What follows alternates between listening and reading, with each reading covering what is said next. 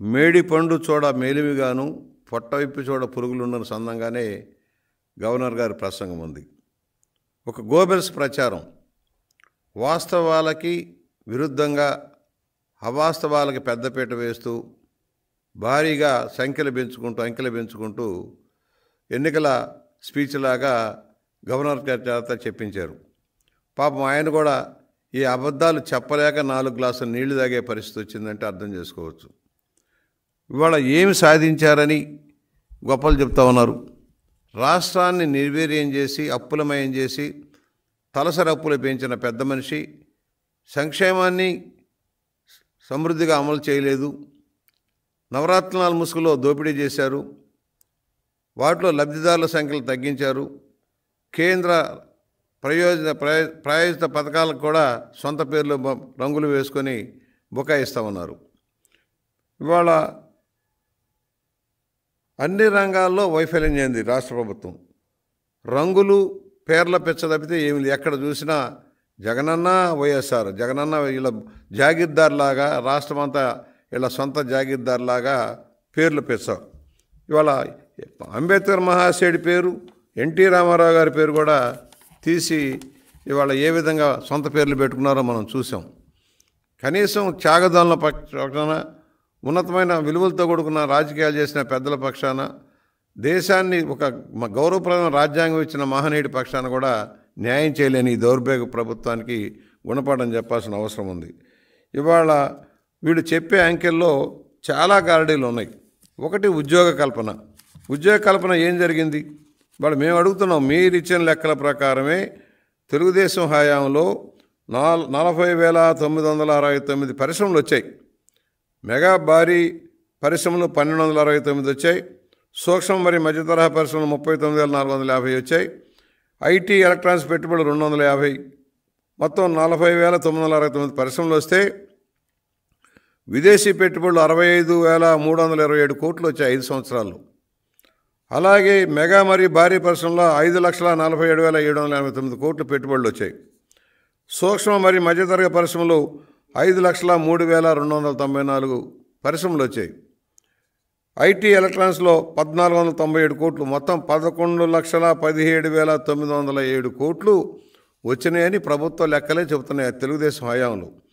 అలాగే ఉద్యోగం మెగా భారీ పరిశ్రమలో 8,26,000, సూక్ష్మ మధ్యతరహా పరిశ్రమలో 5,13,000, ఐటీ ఎలక్ట్రానిక్స్ పెట్టుబడులు 49,000 చిల్లర ఉద్యోగాలు వచ్చాయి. మొత్తం 13,88,733 ఉద్యోగాలు వచ్చినాయని ప్రభుత్వ గణాంకాలే చెబుతా ఉన్నాయి.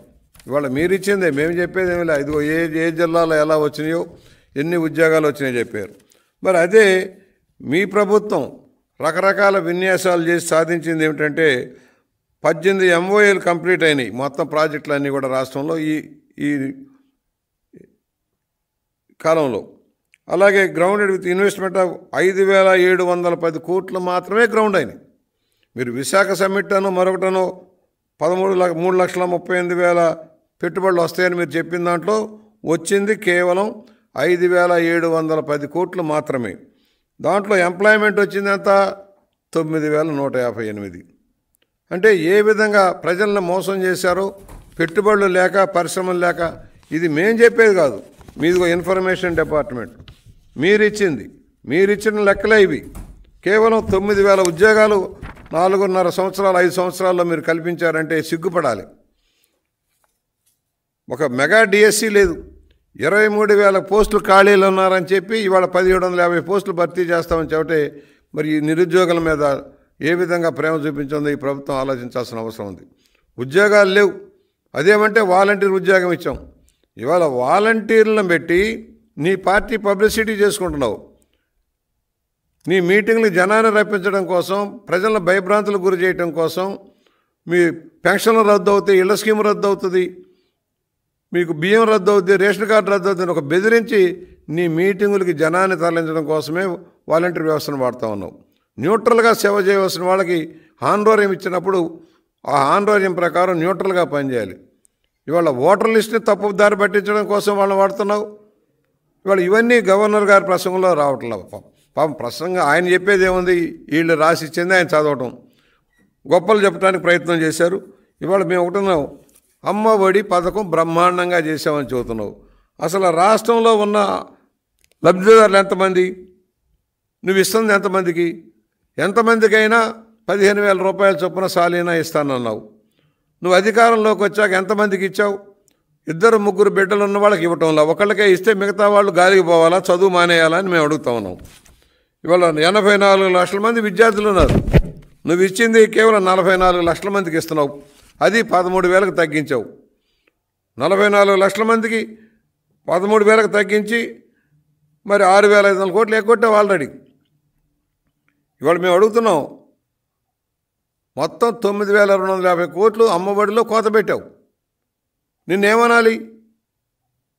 చదువుల తల్లికి నువ్వు చేస్తున్న సాయం ఇదే అని అడుగుతున్నావు. ఇవాళ అనేక పథకాల్లో ఫీజు రియంబర్స్మెంట్లో ఫీజులకి పంగనామం పెట్టావు. పీజీలకి ఇవ్వట్లా, పీజీ స్టూడెంట్స్కి ఇవ్వట్లా.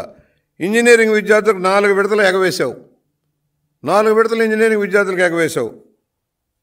జగనన్న వసతి దీవెన 4.5 ఇయర్లో 90,000 ఇవ్వాలి. ఇచ్చింది 30,000 3 దఫాలుగా. నువ్వు చెప్పింది ఎక్కడ? నీ వాగ్దానాలు అన్నీ కూడా ఎన్నెన్నో వాగ్దానాలు చేసావు ఎన్నికల ముందు. మరి ఎంతమందికి ఇచ్చావు?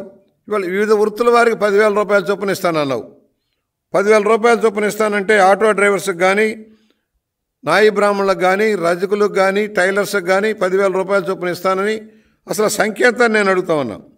రాష్ట్రంలో వారి సంఖ్య ఎంత, నువ్వు ఇచ్చింది ఎంత నేను అడుగుతా ఉన్నా.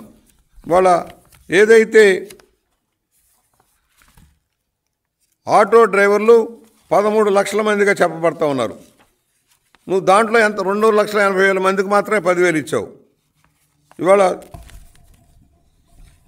వాహనమిత్ర రాష్ట్ర ప్రభుత్వ ఎకనామిక్ సర్వే ప్రకారమే 12,86,000 మంది ఆటోలు ట్యాక్సీలు ఉన్నాయి. కానీ వాహనమిత్రలు నువ్వు ఇచ్చింది 2,78,000 మందికి మాత్రమే ఇచ్చావు. Petrol diesel